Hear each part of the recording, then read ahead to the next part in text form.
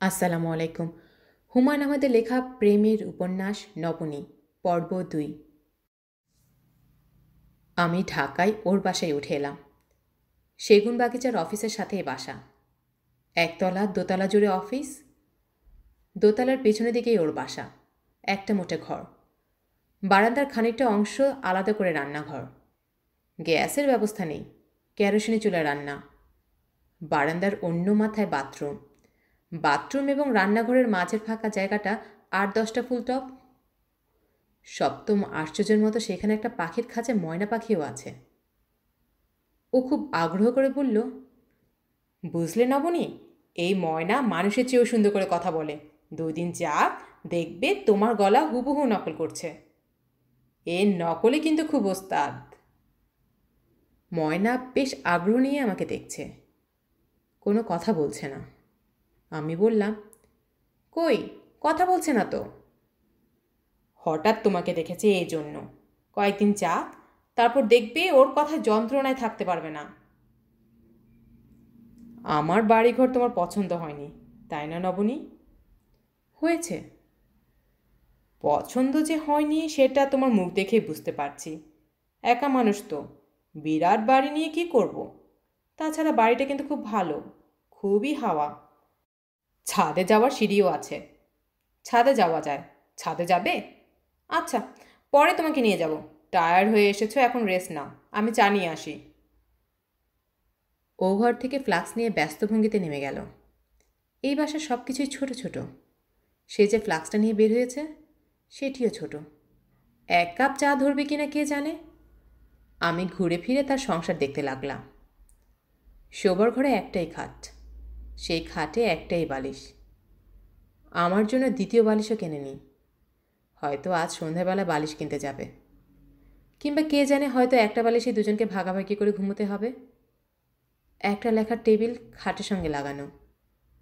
টেবিলের সঙ্গে চেয়ার নেই, কাজেই ধরে নেওয়া যায় লেখালেখির কাজ খাটে বসে সারা হয়। টেবিলের পাশে মিটসেফের মতো আছে, সেখানে নতুন একটা টি সেট। দেখেই বোঝা যাচ্ছে এই টি সেটটি কখনো ব্যবহার করা হয়নি। কাপড় রাখার আলনাও আছে, আলনায় কাপড় নেই। কয়েকটা তোয়ালে এবং গামছা ভাঁজ করে রাখা। কে জানে, হয়তো তোয়ালে রাখার জন্যই এই আলনা। দেয়ালে কিছু বাঁধানো ছবি আছে। একটি তার বাবার ছবি, চেহারার মিল দেখে বলে দেওয়া যায়। তার পাশের ছবিটি বোধহয় তার মার। এই মহিলা খুব রূপবতী ছিলেন। ফ্রেমে বাঁধানো নজরুল ইসলামের একটা হাতে আঁকা ছবি। ছবির নিচে লেখা, art by Noman, class 8, section B. সাহেব তাহলে ছোটবেলায় শিল্পী ছিলেন। খাটের নিচে রাজ্যের জিনিস, তার মধ্যে মাটির পালকি এবং পুতুলও আছে। এইগুলো কী জন্য রাখা কে জানে, জিজ্ঞাসা করতে হবে। আমি হাত মুখ ধোবার জন্য বাথরুমে ঢুকলাম। বাথরুমটা কিন্তু ঝকঝকে। আমাদের নেত্রকোনার বাড়ির বাথরুমের মতো অন্ধকার এবং স্যাঁতস্যাঁতে নয়। সবচেয়ে বড় কথা, বাথরুমের উপর দিয়ে ভেন্টিলেটরের মতো আছে, যে ভেন্টিলেটর দিয়ে আকাশ দেখা যায়। গায়ে পানি ঢালতে ঢালতে আকাশ দেখার মতো আনন্দ আর কি হতে পারে। মুখে পানি ঢালতেই শরীর জুড়িয়ে গেল। হঠাৎ করে মনে হলো, আমাদের দুজনের জন্য এরকম একটা ছোট ঘড়ি দরকার ছিল। ও শুধু চা আনেনি, একটা ঠোঙায় কিছু জিলাপি, আরেক ঠোঙায় কিছু নোনতা বিস্কিট। সে মিটসেপ থেকে কাপ বের করেছে। আমি দেখলাম 2টা না, সে একটা কাপ বের করেছে। ওই কাপটি সে এগিয়ে দিল আমার দিকে। নিজে চা ঢালল ফ্লাক্সের মুখে, যেন আমি খুব সম্মানিত একজন মেহমান, বাইরের কেউ। নবনী, টি সেটটা নতুন কিনেছি, সুন্দর না? হ্যাঁ, খুব সুন্দর। সেট হিসেবে কিনলে বেশি লাগে, আমি আলাদা আলাদা কিনে সেট বানিয়েছি, অনেক সস্তা পড়েছে। ও আচ্ছা। বিকালে তোমাকে নিয়ে বের হব। টুকিটাকি অনেক কিছু আছে, কিনতে হবে। বালিশ কিনতে হবে। তোমার কি কোল বালিশ লাগে? না। তোমার জন্য একটা ড্রেসিং টেবিল কিনেছি, 11 তারিখ ডেলিভারি দেওয়ার কথা ছিল। নিতে গেলাম, বলে পালিশ হয় নাই। এখন বোধহয় পালিশ হয়ে গেছে, নিয়ে আসবো। আর একটু চা দিই? ফ্লাক্সে চা আছে। 3 কাপ চা আটে। আমি ওকে খুশি করার জন্য আরেকটু চা নিলাম। শরবতের মতো মিষ্টি চা, মুখে দিলেই পেটে নাড়ি বুড়ি মিষ্টি হয়ে যায়। নবনী শোনো, আমি অফিসে যাই, কিছু জরুরি কাজ ছিল। তুমি একা থাকতে পারবে তো? পারবো। গোসল সেরে দরজা বন্ধ করে ঘুমিয়ে পড়ো। তুমি টায়ার্ড হয়ে আছো, তোমার ঘুম দরকার। আচ্ছা। একা একা ভয় পাবে না তো? ভয় পাবার কিছু কি আছে? না না, ভয় পাওয়ার কিছু নেই। খুবই সেফ জায়গা। অফিসে 3জন দারোয়ান আছে, এরা সব সময় পাহারা দেয়। আর আমি তো আছি, আমি মাঝে মাঝে খোঁজ নিয়ে যাব। খোঁজ নিতে হবে না, আমি ভালো থাকবো। ছোট বাসা দেখে তোমার মন খারাপ হয়নি তো নবনী? না। দিন এরকম থাকবে না। নিজেই একসময় ব্যবসা শুরু করব। ব্যবসার ব্যাপার স্যাপার আমি এখন সবই বুঝি। সাহস করে শুরু করলেই হয়। আর একটু চা দেই? ফ্লাক্সে আছে খানিকটা। ও চা ঢেলে দিল। তার মুখ হাসি হাসি। বারান্দায় ময়নাটার কাছে দাঁড়িয়ে অনেকক্ষণ ধরে বলল, ওই ময়না, কথা বল। আয় কথা বল, বল দেখি, নবনী নবনী। ময়না খাঁচার ভেতর ছটফট করছে, কথা বলছে না।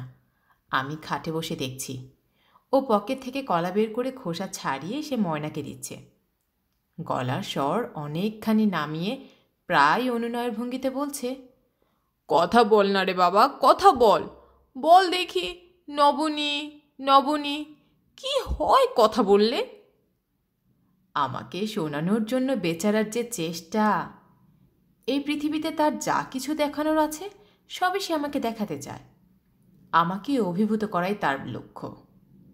তার প্রয়োজন ছিল না। আমি বললাম, নজরুলের এই ছবি কি তোমার আঁকা? সে লজ্জিত গলায় বলল, হুম, ফেলে দেওয়াই উচিত। ফেলতে পারি না, মায়া লাগে। ফেলার দরকার কি? কি সুন্দর তো ছবি। এখনো কি ছবি আঁকো? না না না, কি যে বলো তুমি! স্কুলে পড়ার সময় খুব আঁকতাম। নবনী, আমি যাই, তাড়াতাড়ি চলে আসব। সম্পূর্ণ নতুন জায়গা, নতুন পরিবেশ। অচেনা ঘরের অচেনা খাটে আমি শুয়ে আছি। ঘরের আলো কমে এসেছে, আবারও মেঘ করছে। মনে হয় ঝমঝমিয়ে বৃষ্টি নামবে। নামুক বৃষ্টি, সব ভাসিয়ে নিয়ে যাক। বৃষ্টি নামলে ময়নাটা কি ভিজবে? আমি কি ওকে ভেতরে নিয়ে আসব, নাকি ওর পানিতে ভিজেই অভ্যেস আছে?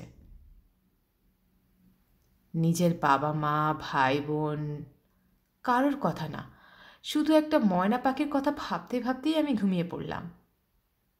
গাঢ় ঘুম। ঘুমের মধ্যেই শুনলাম বৃষ্টি পড়ছে। ঘুমের মধ্যেই পাখিটার ছটফটানি কানে গেল, এবং একসময় পাখিটার নবনী নবনী বলে আমাকে ডাকতেও লাগলো। এটা হয়তো আমার ভুল, হয়তো আমার স্বপ্নের ক্ষুদ্র অংশ। কিছু কিছু সময়ে মানুষের স্বপ্ন ও সত্য মিলেমিশে এক হয়ে যায়। পাখিটা আমাকে ক্রমাগত ডাকছে, নবনী নবনী। কি মিষ্টি, কি সুরেলা তার গলা! বৃষ্টিতে ভেসে যাচ্ছে চারদিক। আমার ঘুম ভাঙল সন্ধ্যায়। বৃষ্টি নেই, চারদিক খটখট করছে। পুরোটাই তাহলে স্বপ্ন। আমি বারান্দায় এসে দাঁড়ালাম। নোমানকে দেখা যাচ্ছে, হাতে পলিথিনের 2টা ব্যাগ। ব্যস্ত ভঙ্গিতে গেট দিয়ে ভেতরে ঢুকছে। সে কি অফিস থেকে আবার বাজারে গিয়েছিল? বারান্দার দরজা খুলে আমি তার জন্য অপেক্ষা করছি। ঘর অন্ধকার হয়ে আছে। ও আসুক, ও এলেই বাতি জ্বালাবো। নবনী, খুব দেরি করে ফেললাম? অফিস থেকে বের হতে সন্ধ্যা হয়ে গেল। নতুন একটা পার্টি এসেছে, কাজ নেই, শুধু বকর বকর করে। অফিস থেকে বের হইয়ে একবার উকি দিয়েছি, দরজা বন্ধ। কয়েকবার ঠকঠকও করলাম, দরজা খুললে না। বুঝলাম তুমি ঘুমোচ্ছ। চলে গেলাম ড্রেসিং টেবিলে খোঁজে। ওদের সঙ্গেও নানান রকম ঝগড়া। ঝগড়া কেন? আর বলো না, এখনও পালিশ হয়নি। কারিগর নাকি ছুটিতে গেছে, পুরো টাকা অ্যাডভান্স দেওয়া, নয়তো অন্য খান থেকে কিনতাম। তোমার ঘুম হয়েছে? হ্যাঁ। চলো আমরা বের হই, মেলা কাজ আছে। টুকটাক জিনিস কিনবো, রাতে আবার দাওয়াত। দাওয়াত খেতে ইচ্ছে করছে না। ইচ্ছে না করলেও যেতে হবে, উপায় নেই। আমার বস দাওয়াত দিয়েছে। শফিক, তোমাকে তো আগেই বলেছি, আমার স্কুল জীবনের বন্ধু। তারই তো অ্যাড ব্যবসা। কে আমার বিয়েতে যাবার কথা ছিল, যেতে পারল না, ব্যাংকক যেতে হলো। ও আজ সকালের ফ্লাইটেই এসেছে। তোমার খুব ভালো বন্ধু? অবশ্যই ভালো বন্ধু, তুই তোকারি সম্পর্ক। আমি যে এত ছোট একটা কাজ করি এটা নিয়ে তার কোনো মাথা ব্যথাই নেই। শুধু যে আমার সাথে এ ব্যবহার করে তা নয়, সবার সাথে। অফিসের দারোয়ানের মেয়ের বিয়ে, অফিসের কেউ যায়নি, শফিক গিয়েছিল। তোমাকে নিয়ে এসেছি শুনে তৎক্ষণাৎ সে তোমার সঙ্গে দেখা করার জন্য চলে আসছিল। তুমি ঘুমাচ্ছ ভেবে আর আনিনি। এলে সমস্যাই হতো। তাকে বসাতে কোথায়? শোবার ঘর ছাড়া তো এখানে আর কোনো ঘর নেই। শোবার ঘরে বসাতাম, সমস্যা নেই। ও পা মেলে মেঝেতে বসে কতদিন চা খেয়েছে। মানুষ হিসেবে অসাধারণ, দেখলেই বুঝবে। ফ্লাস্কটা দাও, চা নিয়ে আসি, চা খেয়েই বেড়ে পড়ি। ঘরে চা বানাবার ব্যবস্থা নেই? না, আজ সব কিনব। আমি চা খাই না তো, এই জন্য ব্যবস্থা রাখিনি। তুমি তো আবার খুব চা খাও। কে বলল? বাসর রাতে তোমার ছোটো খালা চা নিয়ে এলেন, তুমি খুব আরাম করে খেলে, সবটাই শেষ করে ফেললে। সেখান থেকেই বুঝলাম। ও হাসছে, সুন্দর করে হাসছে। আমার গোপন রহস্য ধরে ফেলেছে, সেই রহস্যভেদের হাসি, আনন্দ ও তৃপ্তির হাসি। ক্লাস নিয়ে যাবার পথে ও আবার ময়নাটার সামনে দাঁড়ালো। আবার সেই অনুনয় বিনয়। বল ময়না, বল বল, নবনী, বল তো দেখি, সুন্দর করে বল। নবনী, নবনী, কলা খেতে দেব, কলা। ময়নার কথা বলা সেই আশ্চর্যবিদ্যা গোপন করেই রাখল। একবার ডেকে ফেললে কি হয়? বেচারার এত চেষ্টা করছে, কে জানে আমার সঙ্গে বিয়ে ঠিক হবার পর থেকে সে হয়তো নবনী ডাক শেখানোর চেষ্টা করছে। ও ফ্লাক্স নিয়ে চলে যাওয়ার পরপরই ময়না ডেকে উঠল, অবিকল ওর মতো গলায় ডাকল, নবনী, নবনী। আমার সারা গায়ে কাঁটা দিয়ে উঠল, শরীর ঝিমঝিম করতে লাগলো। কি অদ্ভুত ব্যাপার! নোমান গেটের কাছে থেকে আবার ফিরে আসছে, হনহন করে আসছে। পাখির কথা শুনতে পেয়ে আসছে বলে মনে হয় না। পাখির গলা এত দূর যাবে না, অন্য কিছু হবে, হয়তো মানিব্যাগ ফেলে গেছে। নবনী? কি? তোমার জ্বর টর আসেনি তো? অফিস থেকে ফিরে তোমাকে দেখে মনে হচ্ছিল জ্বর এসেছে। না না, জ্বর আসেনি। তুমি কি জ্বরের খোঁজ নেবার জন্য ফিরে এসেছ? হ্যাঁ। দেখি কাছে আসো তো, জ্বর আছে কিনা দেখি। আমি ওর কাছে এগিয়ে গেলাম। ও আমার কপালে হাত রাখল। বেচারা, আমার শরীর ছুঁয়ে দেখার জন্যই সে ছুটে এসেছে। জ্বরের মতো একটা বাজে অজুহাত তৈরি করেছে। আমার বলতে ইচ্ছে করছে, শোনো, তোমার যখনই আমাকে ছুঁয়ে দেখতে ইচ্ছে করবে, ছুঁয়ে দেখবে। লজ্জা, দ্বিধা বা সংকোচের কোনো কারণ নেই। আমি তা বলতে পারলাম না। কিছু কথা আছে যা অতি প্রিয়জনদের বলা যায় না। তবে ওর এই ছেলেমানুষি কৌশল আমি আমার পরবর্তী জীবনে অনেক অনেকবার কাজে লাগিয়েছি।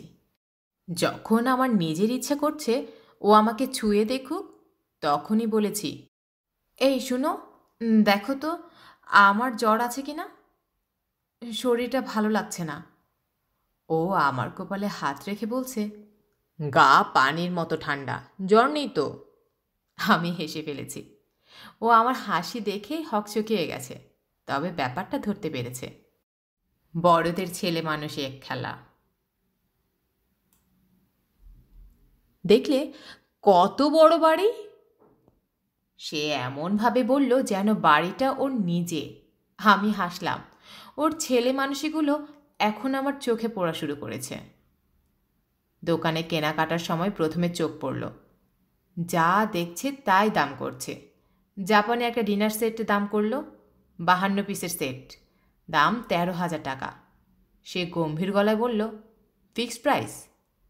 ভাবটা এরকম যেন ফিক্সড প্রাইস না হলে সে দরদাম করে কিনে ফেলবে।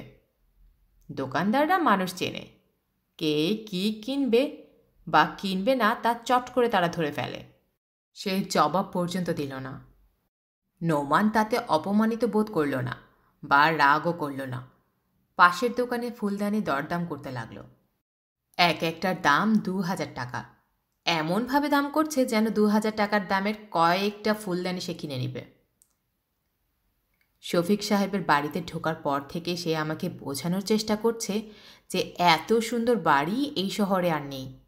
বাড়িতে কটা ঘর, কটা বাথরুম সমানেই বলে যাচ্ছে। আমরা বসার ঘরে বসে আছি। ঝাড় বাতি টাতি দিয়ে এই ঘর এমনভাবে সাজানো হয়েছে যে এখানে আর বসে থাকতেও ভালো লাগছে না। মনে হয় সিনেমার একটা বাড়িতে বসে আছি। শফিক সাহেবকে খবর পাঠানো হয়েছে, তিনি এখনও নামছে না। আমরা যেখানে বসে আছি সেখান থেকে দোতলা সিঁড়ি চলে গেছে। ভদ্রলোক এই সিঁড়ি ধরেই নামবেন।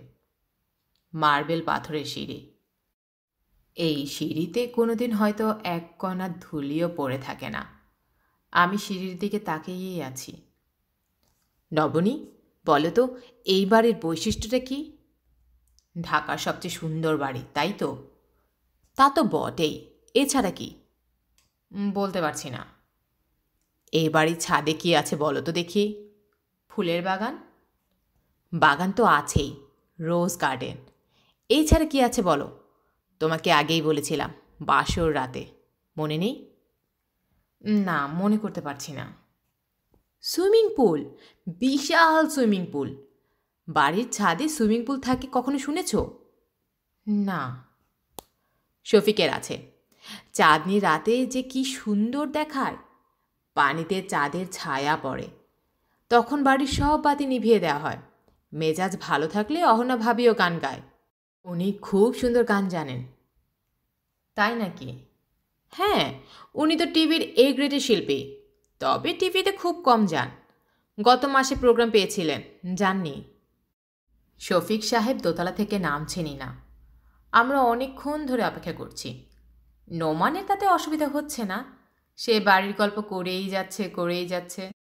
আমার খানিকটা অস্বস্তি লাগছে। মনে হচ্ছে খানিকক্ষণ পর দোতলা থেকে একটা কাজের লোক নেমে এসে বলবে, আজ স্যারের ওর শরীরটা ভালো নাই, আরেকদিন আসুন। বুঝতে পারছি না আমরা কতক্ষণ বসে থাকব। নোমানের মনে হয় বসে থাকতে ভালোই লাগছে। নবনী। ছাদের উপর এই যে এত বড় সুইমিং পুল, কিন্তু শফিক এখনো পর্যন্ত পানিতে নেমে দেখেনি। কেন? ও নাকি সুইমিং পুল বানিয়েছে পানি দেখার জন্য, গোসলের জন্য তার শাওয়ারই ভালো। অন্যের গোসল করা নোংরা পানিতে সে নামবে না। দেখেছ, ওর কথাবার্তা তুমি কোনো ঠিকই পাবে না, তবে ও যা বলবে মনে হবে সেটাই সত্যি। ওনাদের ছেলে মেয়ে কই? এখনও ছেলে মেয়ে হয়নি, মাত্র 2 বছর আগে তো বিয়ে করলো। ভাবি হলেন খুলনার মেয়ে। ও আচ্ছা। এত সুন্দর বাড়ি কিন্তু শফিকের পছন্দ না। ও তার নিজের ডিজাইনে আরেকটা বাড়ি বানাবে। ডিজাইন নাকি করাও শুরু করে দিয়েছে। উনি কি আর্কিটেক্ট? আরে না, পড়াশুনো করেছে বিজনেস ম্যানেজমেন্টে। তবে সেই ইচ্ছা করলে বাড়ির ডিজাইন আর্কিটেক্টের চেয়েও ভালো বানাতে পারবে। যে কোনো আর্কিটেক্টেরই কান কেটে যাবে। ও পারে না এমন জিনিস নেই। এখন কি ঠিক করেছে জানো? ছবি বানাবে। মুভি ক্যামেরা, লাইট ফাইট কিনে এলাহি কারবার করেছে। তাই বুঝি? মুভি ক্যামেরার দামই পড়েছে 14 লাখ টাকা। টাকা অবশ্য তার কাছে কোনো ব্যাপার না। ওর কাছে 14 লাখ যা, 14,000ও তা। উনি এখনও আসছেন না কেন? আসবে, কাজে আটকা পড়ে গেছে আর কি। তোমার কি বসে থাকতে খারাপ লাগছে? হ্যাঁ, লাগছে। এসো তাহলে, শফিকের লাইব্রেরিটা দেখো। লাইব্রেরি দেখলে মাথা ঘুরে পড়ে যাবে। দেখার মতো জিনিস। হেন বই নাই যে তুমি লাইব্রেরিতে পাবা না। আসো, তোমাকে লাইব্রেরি দেখায়। না, লাইব্রেরি দেখতে ইচ্ছে করছে না। ইচ্ছে করছে না কেন? বুঝতে পারছি না, মনে হয় শরীর খারাপ করেছে। মাথা ধরেছে? জ্বর নাকি? দেখি, কাছে আসো তো। সে আমার জ্বর দেখল, আর তখনই শফিক সাহেব দোতলা থেকে নেমে এলেন। ফর্সা লম্বা একজন মানুষ, মাথা ভর্তি কোঁকড়ানো চুল, বড় বড় চোখ। তার গায়ে নীল রঙের হাফ হাওয়াই শার্ট, পরনের প্যান্ট ধবধবে সাদা। ভদ্রলোক নামছেন হাসতে হাসতে। পায়ে চটি থাকার জন্যই সিঁড়ির প্রতিটা ধাপে ফট ফট করে শব্দ হচ্ছে। চটিতে এত শব্দ হবার কথা না। তিনি বোধহয় ইচ্ছে করেই শব্দ করছেন, কিংবা কে জানে, বড় লোকরা হয়তো এভাবেই করেই নামে। আমি উঠে দাঁড়ালাম। তিনি আমার দিকে তাকিয়ে দীর্ঘদিনের পরিচিত ভঙ্গিতে বললেন, দাঁড়িয়ে যখন পড়েছ তখন আর বসা দরকার নেই, চলো আমরা সরাসরি গাড়িতে উঠব। আর শোনো নবনী, তোমাকে আমি তুমি করেই বলছি। নোমানকে তুই করে বলি, তার স্ত্রীকে আমি আপনি করে বলা সেটা শোভন দেখায় না। তবুও তোমার আপত্তি থাকলে এখনই বলে ফেলো, প্রথমেই ডিসিশন হয়ে যাক, আপনি না তুমি। আপনি আমাকে তুমি করেই বলবেন। আমার ইচ্ছা ছিল এ বাড়িতে তোমাদের খাওয়াবো।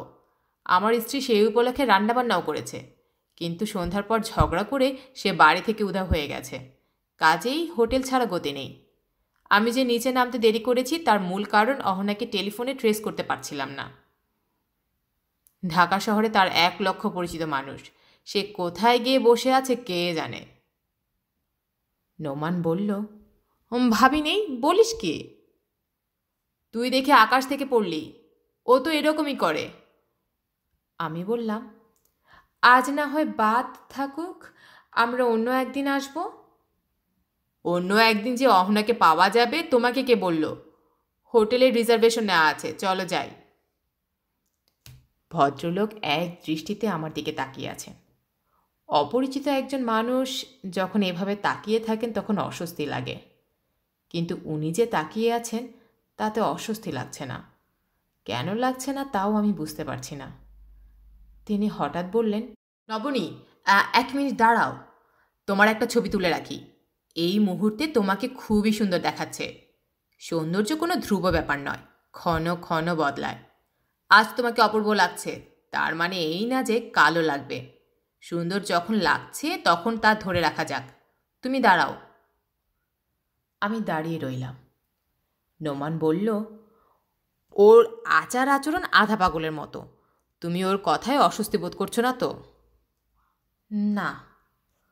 অস্বস্তি বোধ করবে না, শফিকের স্বভাবই এরকম। ওর মধ্যে লুকোচুপির কোনো ব্যাপার নেই। এত বড় হোটেলে আমি আগে কখনো আসিনি। পুরোপুরি হকচকিয়ে যাওয়ার মতো ব্যাপার। অথচ নোমান খুব সহজ স্বাভাবিক ভঙ্গিতেই হাঁটাহাঁটি করছে। মনে হচ্ছে ও তার বন্ধুর সঙ্গে আগে অনেকবার এসেছে। শফিক সাহেব হোটেলে পা দেওয়ার পর থেকেই আমার দিকে তেমন লক্ষ্য করছেন না। তিনি তার বন্ধুকে নিচু গলায় ক্রমাগত কী সব যেন বলে যাচ্ছেন। সেও খুব চিন্তিত মুখে শুনছে। আমি যে তার সামনে আছি এইটা বোধহয় তিনি এখনও জানেন না। ডাইনিং হলে ঠিক মাঝখানে 4 জনের টেবিলে আমরা আছি। আমি এবং নোমান পাশাপাশি বসেছি। শফিক সাহেব বসেছেন আমাদের সামনে। তিনি নোমানের সঙ্গে কথা বলা বন্ধ করে হঠাৎ আমাকে বললেন, 4 জনের টেবিল কেন নিয়েছি জানো নবনী? 4 জনের টেবিল নিয়েছি কারণ হঠাৎ অহনা এসে উপস্থিত হতে পারে। তার রাগ যেমন চট করে ওঠে, আবার তেমনি চট করে পড়ে যায়। যদি এরকম কোনো ঘটনা ঘটে তাহলে সে খুঁজে পেতে বের করবে আমরা কোথায় আছি। তারপর হাসি মুখে উপস্থিত হবে, যেন কিছুই হয়নি। এই জন্যই আমি খাবারের অর্ডার এখনও দিচ্ছি না, অপেক্ষা করছি। তোমার খিদে পায়নি তো? জি না। গুড, খিদেটা জমুক। খিদে ভালো মতো না জমলে খেতে পারবে না। যে হোটেল যত জমকালো তার খাবার ততটাই খারাপ। নোমান, তুই মৃণালদের বাড়িতে একবার টেলিফোন করে দেখ তো, অহনা সেখানেও থাকতে পারে। আমি করেছিলাম, আমাকে নো বলে দিয়েছে। তোকে বোধহয় বলবে না। ও উঠে চলে গেল। শফিক সাহেব সিগারেটে ধরাতে ধরাতেই আমার দিকে তাকিয়ে হঠাৎ করে বলল, নবনী শোনো, তোমার সঙ্গে বিয়ের কথাবার্তা হবার পর নোমান আমার কাছে এসেছিল। তোমার অতীত সম্পর্কে কী সব কথা শুনে ওর মনে হয় কিছুটা কনফিউশন তৈরি হয়েছিল। আমি তাকে বলেছি এইসব কথাবার্তায় কান না দিতে। মফস্বল শহরে মোটামুটি যারা রূপবতী তাদের নিয়ে নানা রকম গল্পকথা তৈরি হয়। মেয়েগুলোর জীবন হয় অতিষ্ঠ। তুমি তো আর মোটামুটি রূপবতী না, ভয়ঙ্কর রূপবতী। তোমাকে নিয়ে 101টা গল্প তৈরি হওয়ার কথাই। যাই হোক, আমি নোমানকে বলে দিয়েছি ও যেন তোমার অতীত নিয়ে কখনোই প্রশ্ন না করে। ও কি কিছু জিজ্ঞেস করেছে? না। একবার যখন না বলে দিয়েছি তখন আর প্রশ্ন করবে না, আর যদি করেও তুমি কিন্তু কিচ্ছু বলবে না। আমার বলার মতো তেমন কিছু নেই। থাকলেও বলবে না। নতুন বিয়ে হওয়া মেয়েরা স্বামীর সঙ্গে দ্রুত ভাব করার জন্য গড়গড় করে অনেক কিছু বলে দেয়, পরে সমস্যা হয়। নোমান ভালো ছেলে, আমি তাকে খুব পছন্দ করি। আমি চাই না তুচ্ছ সব বিষয় নিয়ে। শফিক সাহেব চুপ করে গেলেন, কারণ নোমান ফিরে এসেছে। আমার বিরক্ত লাগছে। আমার সম্পূর্ণ ব্যক্তিগত ব্যাপারে উনি কথা বলছেন কেন? তাছাড়া আমার সঙ্গে আজই তার প্রথম কথা হচ্ছে। প্রথম আলাপে এ জাতীয় প্রসঙ্গ তোলার কোনো কারণ আছে কি? শফিক সাহেব ওর দিকে তাকিয়ে বললেন, কি রে, পাওয়া গেছে? না। কোথায় আছে কিছু বলল? নোমান মিটমিট করে হাসছে। কোনো একটা আনন্দের খবর গোপন করতে গিয়ে বাচ্চা ছেলেমেয়েরা যেভাবে হাসে সেরকম হাসি। শফিক ওর হাসি দেখেই বললেন, ও কি হোটেলের দিকেই রওনা হচ্ছে? হ্যাঁ। গুড গুড, তাহলে খাবারের অর্ডার দেওয়া যাক। আমি আমার পছন্দেই খাবার দিতে বলি। এদের সব খাবার মুখে দেওয়া যায় না, 2-1টা আইটেম শুধু এরা ভালো করে। শফিক সাহেব আমার দিকে ঝুঁকে এসে বললেন, আমি যে একটা ছবি বানাচ্ছি, নোমান কি তোমাকে সে ব্যাপারে কিছু বলেছে? জি, বলেছে। সেই ছবির নায়িকাকে কিছুক্ষণের মধ্যেই দেখবে, তবে নায়িকার গায়ের রং কালো। কালো রঙের নায়িকা বাংলাদেশে চলবে বলে মনে হয় না। এদেশের নায়িকাদের গায়ের রং হতে হয় দুধে আলতা, আর ওজন হতে হয় 3 মণের বেশি। আমি লক্ষ্য করলাম শফিক সাহেব আনন্দে ঝলমল করছেন। স্ত্রী আসছে এই খবরে কারো মুখ এত আনন্দময় হতে পারে আমার ধারণা ছিল না। ভদ্রলোককে দেখে এখন আমার খুবই ভালো লাগছে। অহনা নামের মেয়েটি মনে হচ্ছে খুব ভাগ্যবতী। আমি ভদ্রমহিলার জন্য আগ্রহ নিয়ে অপেক্ষা করছি। তিনি চলে এলেন 10 মিনিটের মাথায়। তার গায়ের রং কালো, বেশ কালো, কিন্তু সেই কালো রঙেও একটা মানুষকে যে এত সুন্দর দেখা আমি জানতাম না। হালকা কমলা রঙের সিল্ক শাড়ি পরেছেন, বেনি করা চুলের গোড়ায় ছোট্ট ছোট্ট নীল রঙের ফুল। নিশ্চয়ই প্লাস্টিকের ফুল, সত্যিকারের ফুল নীল হয় না, তবে দেখাচ্ছে সত্যি ফুলের মতোই। তিনি হাসতে হাসতে ঘরে ঢুকলেন। তার ঢোকার সঙ্গে সঙ্গেই ডাইনিং রুমটাও যেন হেসে উঠল। শফিক সাহেব বললেন, তুমি যে আসবেই আমি জানতাম। এই দেখো, তোমার জন্য ডাইনিং রুমের মাঝখানে টেবিল নিয়েছি। নবনী, শোনো, এই কালো মেয়েটা কোণার দিকে টেবিলে বসতে পারে না, ও সবসময় বসবে মাঝখানে। অহনা বললেন, অবশ্যই আমি মাঝখানেই বসবো, এমনভাবে বসবো সবাই তাকায় যেন আমার দিকে। এই দেখো, এক্ষুনি তাকানো শুরু করে দিয়েছে। আমি অবাক হয়ে লক্ষ্য করছি, ওরা নিজেদের মধ্যে কথা বলেই যাচ্ছে। আমরা দুজন যে আছি সেদিকে ওদের খেয়ালই নেই। শফিক সাহেব একবার বললেন, অহনা, নোমানের স্ত্রীর কথা তোমাকে তো বলেছি, ওর নাম নবনী। দেখো কি ভয়ঙ্কর সুন্দর, প্রায় তোমার কাছাকাছি। ভয়ঙ্কর সুন্দর বলছো কেন? সুন্দর কি ভয়ঙ্কর হয়? মাঝে মাঝে হয়। অহনা আমার দিকে তাকিয়ে একটু হাসলেন, হেসেই অন্য প্রসঙ্গে চলে গেলেন। চিংড়ি মাছ খেলে কোলেস্টেরল বাড়ে না কমে এটা নিয়ে আলোচনা শুরু হলো। অহনার ধারণা কোলেস্টেরল কমে যায়, শফিক সাহেবের ধারণা তা না। শফিক সাহেব বললেন, এত জিনিস থাকতে আমরা চিংড়ি মাছ নিয়ে আলোচনা করছি কেন? অহনা এতে খিলখিল করে হাসতে শুরু করলেন, যেন দারুণ মজা পেয়েছেন। এদের সঙ্গে চুপচাপ বসে থাকতে আমার এত খারাপ লাগছে, নোমানে লাগছে না। ওরা যখন হাসছে নোমানও হাসছে। এরা যখন গভীর কোনো বিষয় নিয়ে কথা বলছে তখন সেও গভীর মুখে কথা শুনছে। অহনা বললেন, নোমান, চিংড়ি মাছ সম্পর্কে তোমার কি ধারণা? আমার কোনো ধারণা নেই ভাবি। চিংড়ি মাছ খাওয়াটা কি মাকরু না হালাল? তাও জানি না। তুমি তো দেখি কিছুই জানো না। আচ্ছা, একটা কাজ করো, চট করে হোটেলের শপ থেকে আমার জন্য একটা জিনিস নিয়ে আসো, মাথা ধরার ট্যাবলেট। প্রচণ্ড মাথা ধরেছে, মাথা ধরা না কমলে কিছুই খেতে পারবো না। ওর সঙ্গে সঙ্গে রওনা হয়ে গেল। আমার ভালো লাগছে না।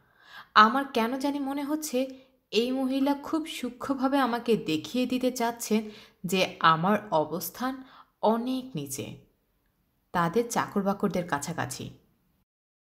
শফিক সাহেব কি বুঝতে পারছেন যে আমি নোমানকে এভাবে উঠিয়ে দেওয়ার ব্যাপারটা পছন্দ করিনি? কারণ তিনি কেমন যেন লজ্জিতভাবে আমার দিকে তাকাচ্ছেন। তিনি কোমল গলায় বললেন, নবনী। জি। চিংড়ি মাছ সম্পর্কে তোমার কি ধারণা? এটা কি হালাল, মাকরু না নিষিদ্ধ? সামুদ্রিক চিংড়ি যদি হয় তাহলে হালাল। আমার একজন স্যার ছিলেন, এইসব ব্যাপার খুব ভালো জানতেন। তিনি বলেছেন, কোরআন শরীফের একটা আয়াত আছে, তাতে বলা হয়েছে সমুদ্রের শিকার ও তার খাদ্য তোমাদের জন্য হালাল। সমুদ্রে তো সাপও আছে, সেই সাপও কি হালাল? আমি কিছু বললাম না। শফিক সাহেব তীক্ষ্ণ দৃষ্টিতে আমার দিকে তাকিয়ে আছেন, যেন আমার চোখের দিকে তাকিয়ে বিশেষ কিছু ধরার চেষ্টা করছেন। উনি কি আমার স্যারের ব্যাপারটা জানেন? জানলে কতটুকু জানেন? অহনা আমার দিকে ঝুঁকে এসে বললেন, আপনাদের বিয়েতে আমাদের দুজনেরই যাওয়ার কথা ছিল, ও ব্যাংকক চলে যাওয়াতে যেতে পারেনি। আমি কিছু বললাম না। অহনা বললেন, আমি ডিনারের সঙ্গে রেড ওয়াইন নেব এবং ডিনারের শেষে একটা সিগারেট খাবো। আশা করি কিছু মনে করবেন না। জি না, কিছু মনে করব না। খাবার চলে এসেছে। কত পদের খাবার যে এসেছে! আমার ভালোই খিদে, কিন্তু কিছুই খেতে ইচ্ছে করছে না। নোমান ওষুধ নিয়ে ফিরে এসেছে। অহনা সেই ওষুধ টেবিলের এক কোণায় ফেলে রেখেছে। তাকে দেখে মনে হচ্ছে না যে এই ওষুধ তিনি খাবেন। অহনা বললেন, চিংড়ি মাছের বিষয়ে আমি একটা কথা বলতে পারি। এই কথা শোনার পর নবনী আর চিংড়ি মাছ খাবে বলে মনে হয় না। কথাটা হলো, চিংড়ি, কাঁকড়া এবং মাকড়সা, এরা তিনজনই একই গোত্রের প্রাণী। এদের ডিম থাকে শরীরের বাইরে। চিংড়ি মাছ খাওয়া আর মাকড়সা খাওয়ার একই ব্যাপার। অহনার কথা শোনার পর আমি সত্যি সত্যি চিংড়ি মাছ খেতে পারলাম না। নোমান কয়েকবার সাদাসাদি করল, মুখ কাচুমুচু করে বলল, খাও না, খাও না, কত বড় বড় চিংড়ি, এগুলো তো আর মাকড়সা না। অহনা কিছুই বললেন না, শুধু হাসলেন। সেই হাসি আমার ভালো লাগলো না। আমার খুব ক্লান্তি লাগছে। মনে হচ্ছে এই খাবার টেবিলেই আমি ঘুমিয়ে পড়ব। আমার এরকম মাঝে মাঝেই হয়। হঠাৎ নিজেকে অসহায় এবং খুব ক্লান্ত মনে হয়। আশেপাশে কোথায় কি হচ্ছে, কে কি বলছে কিছুই বুঝতে পারি না। কারোর কোনো কথাবার্তাও তখন কানে আসে না। চারপাশে কোলাহলের শব্দ স্মিত হয়ে আসে। মনে হয় আমি একাকী দূরে কোথাও চলে যাচ্ছি। এই তো আমার পাশেই নোমান বসে আছে। সে মাঝে মাঝেই হো হো করে হেসে উঠেছে। গল্প শুনে হাসছে। হাসির গল্পগুলি যিনি বলছেন তার নাম অহনা। কালো একটি মেয়ে, কালো হয়েও পৃথিবীর সব রূপ যিনি নিজের শরীরে নিয়ে এসেছেন। তিনি নিশ্চয়ই খুব ভালো গল্পও করতে পারেন, কারণ গল্প শুনে শুধু যে নোমান হাসছে তা না, শফিক সাহেব হাসছেন, অহনা নিজেও হাসছেন। তাদের হাসির শব্দে আশপাশে সবাই ফিরে ফিরে তাকাচ্ছে। মজার মজার সব গল্প, কিন্তু আমার কানে আসছে না। ঘুমে চোখ জড়িয়ে আসছে। শফিক সাহেব হঠাৎ আমার দিকে ঝুঁকে এসে বললেন, নবনী, তোমার কি শরীর খারাপ করছে? আমি বললাম, না। তুমি কিছু খাচ্ছ না যে? খাবার ভালো লাগছে না? লাগছে। চামচ দিয়ে আমি খাবার নাড়াচাড়া করছি। চামচগুলো কি রূপার? ঝকঝক করছে। সারাক্ষণই ভয় হচ্ছে, এই বুঝি হাত থেকে চামচ পড়ে যাবে। রূপার চামচ মেঝেতে পড়লে কেমন শব্দ হয়? রিনঝিন করে বাজে। শফিক সাহেবের গাড়ি আমাদের বাসায় নামিয়ে দিল। নোমান বাসায় ঢুকতে ঢুকতে বলল, এরা কী রকম অসাধারণ মানুষ লক্ষ্য করলে? অহংকার বলে এক বস্তু স্বামী স্ত্রী কারোর মধ্যেই নেই। ওয়াইন খেতে দেখলে তুমি অস্বস্তি বোধ করো, এই জন্য অহনা ভাবে কিন্তু শেষ পর্যন্ত ওয়াইনই নেননি। সিগারেটও খাননি। অহনা সিগারেট ছাড়া থাকতে পারে না। নবনী, নাও এই খামটা যত্ন করে তুলে রাখো। আমি বললাম, কি আছে এই খামে? নোমান হতভম্ব গলায় বলল, কি আছে তুমি জানো না? না। কি আশ্চর্য, অহনা নিজের হাতে এই খাম আমাকে দিল, তোমার সামনেই তো দিল, আমাদের বিয়ে উপলক্ষে গিফট। আমি লক্ষ্য করিনি। লক্ষ্য করনি মানে? অন্যমনস্ক ছিলাম। শফিক তাহলে ঠিকই ধরেছিল, তোমার শরীর খারাপ। কি আছে এই খামে? 10,000 টাকার একটা চেক। ক্যাশ টাকা দিয়েছে আমরা নিজেরা যাতে নিজেদের পছন্দ মতো কিছু কিনে নিতে পারি। এই খাম নিয়ে কত কথাবার্তা হলো, তুমি কিছুই শোনোনি? না। খাম হাতে নোমান বোকা বোকা মুখ করে দীর্ঘক্ষণ বসে রইল। আমার এই আচরণ সে যেন মেলাতে পারছে না। এক সময় বলল, চলো ঘুমোতে যাই। আমি বললাম, তুমি ঘুমাও, আমি একটু পরে যাব। তুমি কি করবে? নিজের হাতে চা বানিয়ে 1 কাপ চা খাবো, তারপর ইরাকে একটা চিঠি লিখব। আসার পর ইরাকে কোনো খবর দেওয়া হয়নি, ও নিশ্চয়ই চিঠির জন্য অপেক্ষা করছে। চিঠি দিনের বেলা লিখলে হয় না? দিনে আমি চিঠি লিখতে পারি না। ও আচ্ছা, তুমি কি চা খাবে? বানাবো তোমার জন্য। আমি তো চা খাই না, রাতে খেলে ঘুম হবে না। প্রতি রাতে ঘুমোতে হবে এমন তো আর কোনো কথা নেই। চা খেয়ে তুমি জেগে থাকো, আমি এর মধ্যে চিঠি শেষ করে ফেলি, তারপর দুজনে একসঙ্গে ঘুমোতে যাব। আচ্ছা। আমি চা বানাচ্ছি, ও বসে আছে বারান্দায়। তার মাথার উপর ময়নার খাঁচা। খাঁচাটা এখন আবার কালো কাপড়ে ঢাকা। ময়নার খাঁচা নাকি কালো কাপড় দিয়ে না ঢাকলে ময়না ঘুমোতে পারে না। নোমান মাঝে মাঝে তাকাচ্ছে আমার দিকে, সম্ভবত আমাকে বুঝতে চেষ্টা করছে।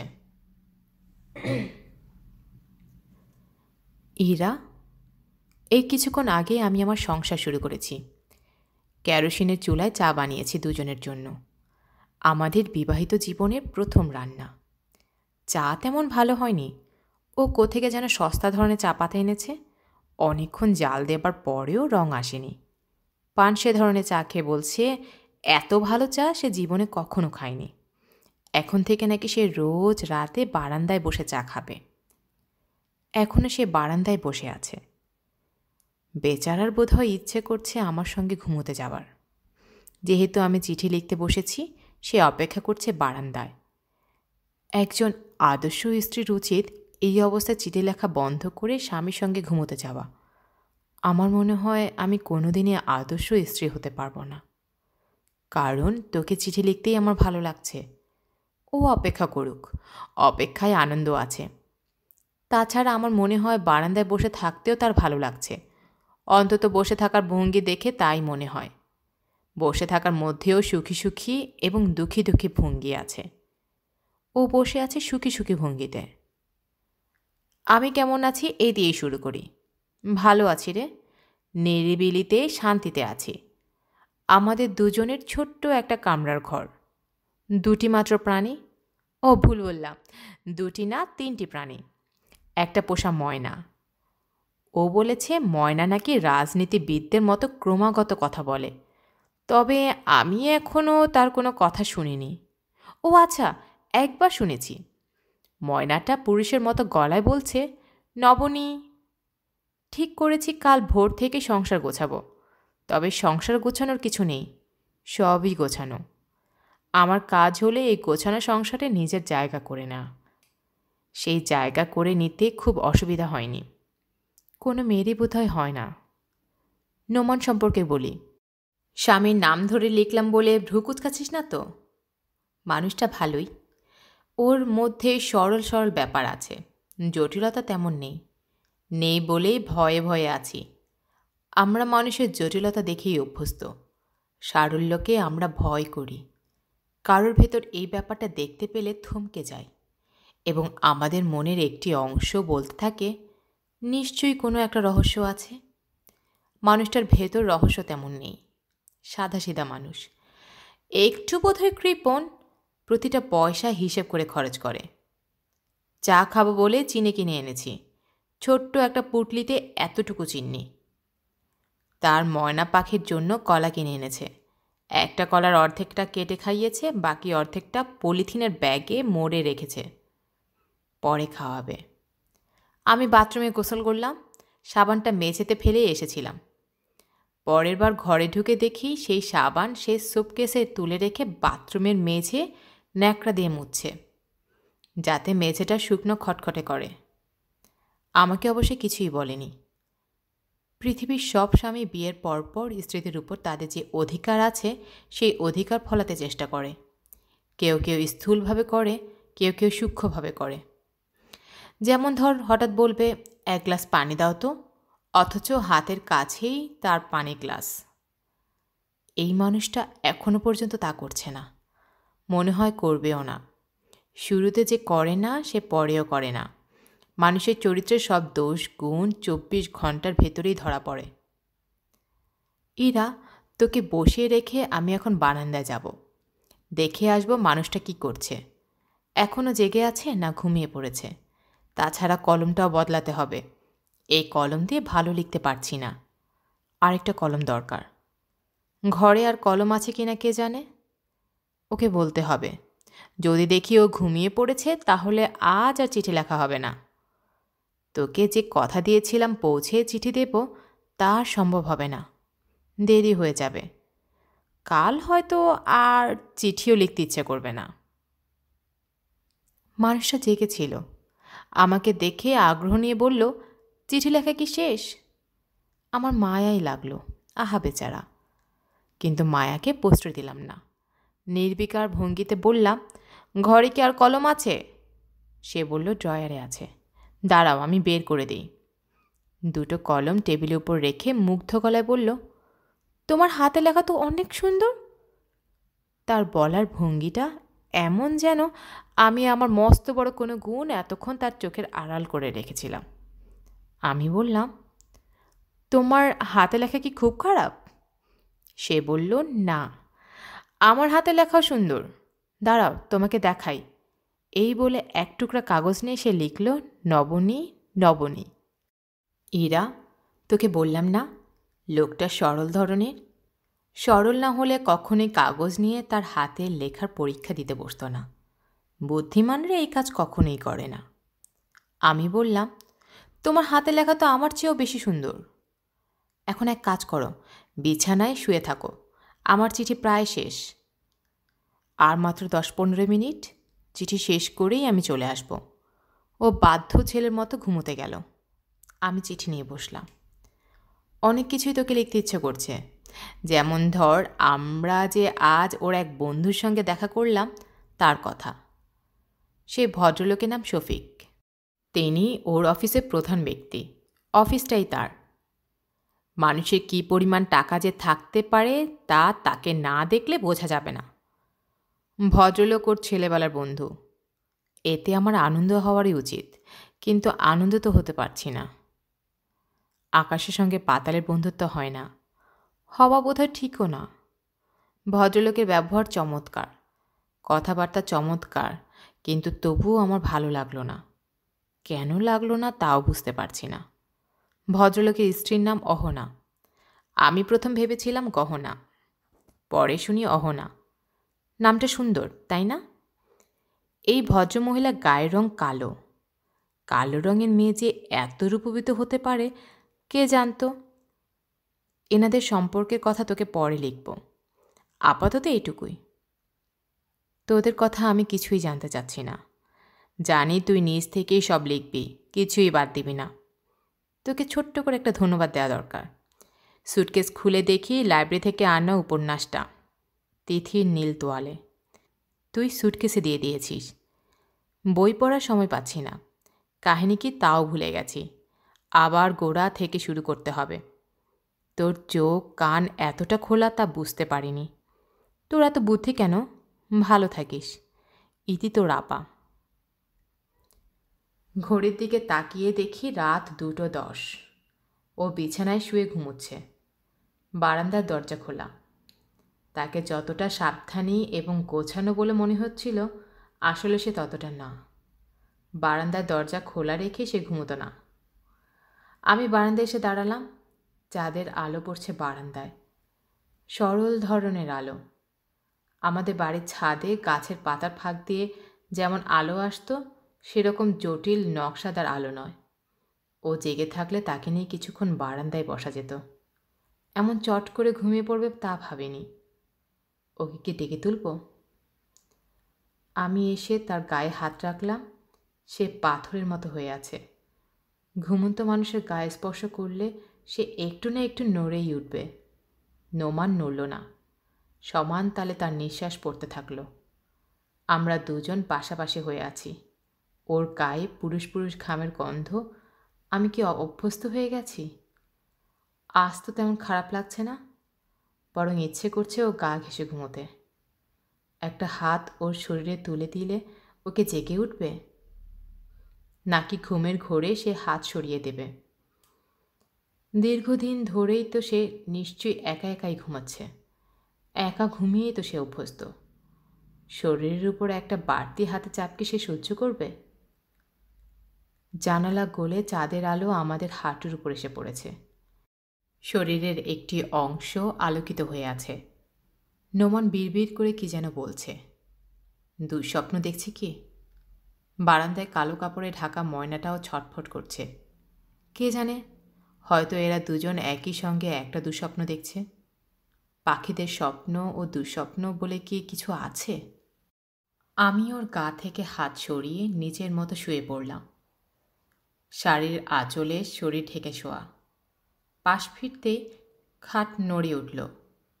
এই খাটের পায়াগুলো সমান না, বড় ছোট আছে। একটু নড়লেই খটখট করে শব্দ হয়। আমি একটা হাত ওর গায়ে রাখলাম। ও ধড়মড় করে উঠে বসে ভয়ার্ত গলায় বলল, কে? আমি বললাম, কেউ না, তুমি ঘুমাও। সে সঙ্গে সঙ্গে শুয়ে পড়ল। আবার তার নিঃশ্বাস ভারী হয়ে উঠল। সে যে উঠে বসে কে বলে চেঁচিয়েছে তা ঘুমের মধ্যেই করেছে। ঘুমন্ত মানুষের আচার আচরণ আমার মতো ভালো কেউই জানে না। রাতের পর রাত আমি অঘুমো কাটিয়েছি। আমার পাশে শুয়ে ঘুমিয়েছে ইরা। আমি খুব কাছ থেকে দেখেছি ঘুমন্ত মানুষ কি করে। ঘুমন্ত মানুষের আচার আচরণের ব্যাপারে আমাকে একজন এক্সপার্ট বলা যেতে পারে। আজও ঘুম আসছে না। প্রচণ্ড ইচ্ছে করছে ওকে ডেকে তুলে বলি, এই শোনো, আমার ঘুম আসছে না। আমার খুব খারাপ ধরনের একটা অসুখ আছে। আমার রাতে ঘুম হয় না। একা একা জেগে থাকতে আমার খুবই কষ্ট হয়। তুমি এসে আমার সঙ্গে বারান্দায় খানিকক্ষণ বসো। আমার জীবনের ভয়াবহ একটা গল্প আছে। গল্পটা এখনও তোমাকে বলা হয়নি। আজ খানিকটা বলবো। চাঁদের আলো ওর হাঁটুর উপর থেকে সরে গেছে। এখন আলো এসে পড়েছে বিছানার উপর, যেন টর্চ ফেলে কেউ বিছানাটা পরীক্ষা করছে। আমি উঠে বসলাম। খাটটা আবার ক্যাচ করে শব্দ করে উঠল। ও বলল, কে? আমি এবার কোনো জবাব দিলাম না। ও আবারও গভীর ঘুমে তলিয়ে পড়ল। খাঁচার ময়না পাখি খচখচ করে শব্দ করছে। আশ্চর্যের ব্যাপার, আমাদের স্যারেরও একটা পাখি ছিল। তিনি একটা কাক পুষেছিলেন। তার কোনো খাঁচা ছিল না। কাকটা এসে প্রায় সারাদিনই রেলিংয়ে বসে থাকত। কাকটার বোধহয় বয়স হয়ে গিয়েছিল। খাবার খুঁজে বেড়াবার মতো সামর্থ্য ছিল না, কিংবা কে জানে, হয়তো স্যারকে তার পছন্দ হয়ে গিয়েছিল। স্যার যখন আমাদের বাড়িতে থাকতে এলেন, তখন ব্যাপারটা আমার তেমন পছন্দ হয়নি। মাওলানা টাইপের একজন লোক পাশে থাকবে, নানা ধরনের উপদেশ দেবে, কি দরকার? বাড়ি ভাড়া দিয়ে আমাদের যে টাকা পেতে হবে এমনও না। কিন্তু বাবার তাকে খুবই পছন্দ হয়ে গেল। তিনি দরাজ গলায় বললেন, সুফি টাইপের একজন মানুষ থাকছে, থাক না, অসুবিধা কি? 5 ওয়াক্ত নামাজ পড়বে, আল্লাহ বিল্লাহ করবে। এই বাড়ি থেকে তো আল্লাহ খোদার নাম উঠেই গেছে। মা ক্ষীণ গলায় বললেন, বাইরের একজন মানুষ। বাবা বিরক্ত গলায় বললেন, সে তো আর তোমার বিছানায় এসে শুয়ে থাকবে না, সে থাকবে তার মতো। উত্তরের দরজাটা পার্মানেন্ট বন্ধ করে দিলেই সে আলাদা হয়ে যাবে, নিজের মতো থাকবে, নিজে রান্না করে খাবে। উত্তরের দরজা আমরা ভেতর থেকে বন্ধ করে স্যারকে থাকতে দিলাম। তিনি তার জিনিসপত্র নিয়ে একদিন দুপুরবেলায় দুটো রিক্সা করেই উপস্থিত। প্রথম কিছুদিন আমি শঙ্কিত ছিলাম। হয়তো যখন তখন স্যারকে দেখা যাবে আমাদের বাসার ঘরে বসে আছেন, হয়তো ছাদে গিয়েছি, দেখব জায়নামাজ হাতে তিনিও ছাদে উঠে এসেছেন নামাজ পড়বার জন্য। কিংবা কলেজে দেখা হলে তিনি পরিচিত ভঙ্গিতে বলবেন, এই যে নবনী, খবর কি? আর ক্লাসের সব ছাত্রী আমাকে খেপাবে। বাস্তবে তার কিছুই হলো না। স্যার কলেজে যান, কলেজ থেকে ফিরে বাসায় আসেন, আর তার কোনো সাড়া শব্দ পাওয়া যায় না। আমাদের বাড়ির একটা অংশে যে একজন মানুষ বাস করে তা মনেই হয় না। শুধু ছাদ থেকে আমি মাঝে মাঝে দেখি তিনি বারান্দায় রান্না চড়িয়েছেন। একদিন তার পোষা কাকটাকে দেখলাম। শুরুতে কাকটা রেলিংয়ে বসেছিল, তারপর রেলিং থেকে নেমে গম্ভীর ভঙ্গিতে হেঁটে স্যারের পাশে এসে বসল। ভাবটা এরকম যেন সেও রান্নাবান্না তদারক করছে। এরকম মজার দৃশ্য আমি আমার জীবনে আর কখনো দেখিনি। আমি যখনই ছাদে উঠতাম কিছুটা সময় কাটাতাম কাকটাকে দেখার জন্য। কি করে সে এই বাড়ির একজন সদস্যের মতো চলাফেরা করে, গম্ভীর তার ভাবভঙ্গি। একদিন ছাদে গিয়ে যথারীতি উকি দিয়েছি, দেখি বাঁশের চাটাই দিয়ে বারান্দার অংশটা ঢাকা। ছাদ থেকে বারান্দা দেখার কোনো উপায় নেই। আমার খুব মেজাজ খারাপ হলো। কাণ্ডটা নিশ্চয়ই স্যার করেছেন, যাতে বারান্দা থেকে তাকে একজন তরুণীর মুখ না দেখতে হয়। ধর্মে বাধা নিষেধ আছে। আমার কাছে মনে হলো তিনি ইচ্ছে করে আমাকে অপমান করলেন। সেদিন সন্ধ্যায় মা তালের পিঠা করেছেন। ইরাকে বললেন, মাস্টার সাহেবকে কয়েকটা পিঠা দিয়ে আয় তো ইরা। বেচারা একা একা থাকে, কি খায় না খায় কে জানে। ইরা বলল, আমি পারবো না, আপাকে পিঠে নিয়ে যেতে বলো, ওর কলেজের স্যার, ওরই নিয়ে যাওয়া উচিত। আমি আপত্তি করলাম না। স্যারকে কিছু কঠিন কঠিন কথা শোনাতে ইচ্ছে করছিল। পিঠা দিতে গিয়েই সে কথাগুলো শুনিয়ে আসা যাবে। স্যার আমাকে দেখে এতই অবাক হলেন যে বলার কথা না। যেন এরকম অস্বাভাবিক ঘটনা এর আগে তার জীবনে কখনোই ঘটেনি। আমি বললাম, স্যার, মা আপনার জন্য কিছু তালের পিঠা বানিয়েছেন। তিনি হড়বড় করে বললেন, শুক্রিয়া শুক্রিয়া, তোমার মাকে হাজার শুক্রিয়া। স্যার আমাকে বসতে বলছেন না। আমি যে কথাগুলো বলবো বলে ভেবে এসেছি সেগুলো দাঁড়িয়ে দাঁড়িয়ে বলে চলে যাওয়া যায় না। আমাকে কিছুক্ষণের জন্য হলেও বসতে হবে। আমি বললাম, স্যার, আমি কি কিছুক্ষণের জন্য আপনার এখানে বসতে পারি? অবশ্যই পারো, বসো বসো। তিনি অতিরিক্ত রকমের ব্যস্ত হয়ে পড়লেন। নিজেই ছুটে গিয়ে বারান্দা থেকে চেয়ার নিয়ে এলেন। আমি বসলাম না। কঠিন গলায় বললাম, স্যার, বসতে ভয় লাগছে। আমার তো বোরকা পরা নেই। এইভাবে আপনার সামনে আসাই হয়তো ঠিক হয়নি। মা পিঠা দিয়ে যেতে বলেছিলেন বলেই এসেছি, নয়তো আসতাম না। আপনাকে বিব্রত করার ইচ্ছা আমার নেই। আমি বিব্রত হচ্ছি না। অবশ্যই হচ্ছেন। বিব্রত না হলে বারান্দায় চাটাইয়ের বেড়া দিতেন না। এই কাণ্ডটা করেছেন কারণ চাটাইয়ের বেড়াটা না দিলে বোরকা নেই এমন একটা মেয়েকে মাঝে মাঝে আপনাকে দেখতে হয়। বিরাট একটা পাপ। এত বড় পাপের শাস্তি হলো দোজক। আমাকে দেখার কারণে আপনি দোজকে যাবেন তা কি হয়? দোজকে সুন্দর সুন্দর পরি তো আর অপেক্ষা করছে না। আমি এক নিঃশ্বাসে কথাগুলো বলে শেষ করলাম। কঠিন কিছু কথা বলার ছিল, বলতে পারলাম না, কারণ আমি দেখলাম তিনি খুবই দুঃখিত ভঙ্গিতে আমার দিকে তাকিয়ে আছেন। আমি বললাম, স্যার যাই। তিনি বললেন, একটু বসো, 1 মিনিট।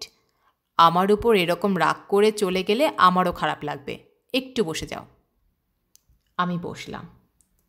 তিনি বললেন, চাটাইয়ের বেড়াটা আমি আমার জন্য দেইনি, তোমার জন্য দিয়েছি।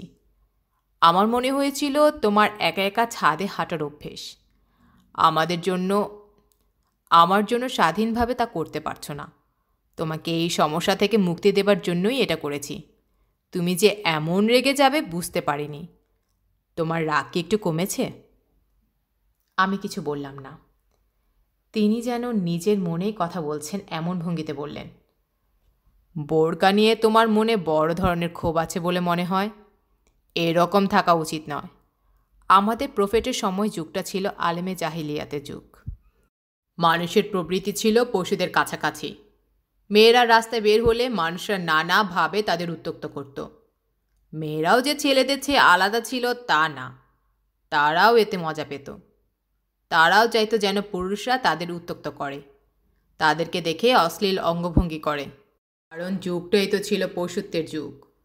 কাজে আমাদের নবী এমন একটা ব্যবস্থা করলেন যাতে সবাই বুঝতে পারে মুসলমান মেয়েরা অন্যদের মতো না, তারা পবিত্র, তারা আলাদা, তাদেরকে নিয়ে এইসব করা যাবে না, তারা তা চায়ও না। কাজেই নবী আদেশ দিলেন মেয়েরা যেন চাদরে তাদের শরীর ঢেকে নিজেদেরকে অন্যদের থেকে আলাদা করে ফেলে। চাদরে ঢাকা একটা মেয়ে দেখলেই সবাই যেন বোঝে এ মেয়ে আর 8-10টা মেয়েদের মতো না, এর সঙ্গে ভদ্র আচরণ করতে হবে। তুমি কি বুঝতে পারছো নবনী? আমি কিছু বললাম না। স্যার বললেন, বেহেশতে পরি পাওয়া সম্পর্কে তুমি যা বললে সেটা নিয়েও কথা আছে। তুমি যেমন স্থূলভাবে বললে তা কিন্তু না। পরে তোমাকে আরও বুঝিয়ে বলবো। আমাকে বুঝিয়ে বলার দরকার নেই স্যার, আপনি বুঝলেই হলো। আমি উঠে দাঁড়ালাম। স্যার হেসে ফেললেন। এত সুন্দর করে আমি বোধহয় কাউকে হাসতে দেখিনি। আমার সারা শরীর ঝনঝন করে উঠল। ঘণ্টা বেজে ওঠার মতো শব্দ। এই ঘণ্টা সর্বনাশের ঘণ্টা। আমি প্রায় ছুটে চলে এলাম। মেয়েরা ঠিক কীভাবে ছেলেদের প্রেমে পড়ে, একজনের প্রতি অন্যজনের তীব্র আকর্ষণটা কিভাবে তৈরি হয়? গল্প উপন্যাসের ব্যাপার আর বাস্তবের ব্যাপার কি একরকম না আলাদা? প্রতিটি মানুষ যেমন আলাদা, তার ভালোবাসা কি আলাদা? একজন আরেকজনকে দেখে পাগলের মতো হয়ে গেল, এমন কি সত্যি কখনো হয়েছে, নাকি এগুলো শুধু কথার কথা? আমার কি হয়েছে? আমি কি এই মানুষটির প্রেমে পড়ে গেছি? প্রেমে পড়ার মতো কি আছে এই মানুষটার কাছে কিছু?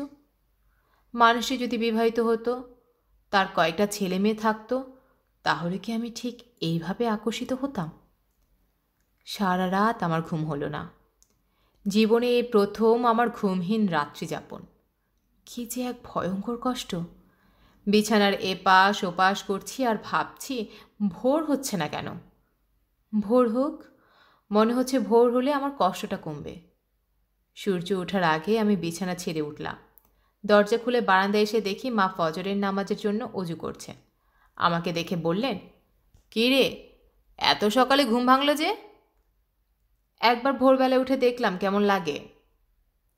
রোজ ভোরে উঠে ছাদে ঘোরাঘুরি করবি, দেখবি শরীরটা কেমন জানি ভালো লাগছে।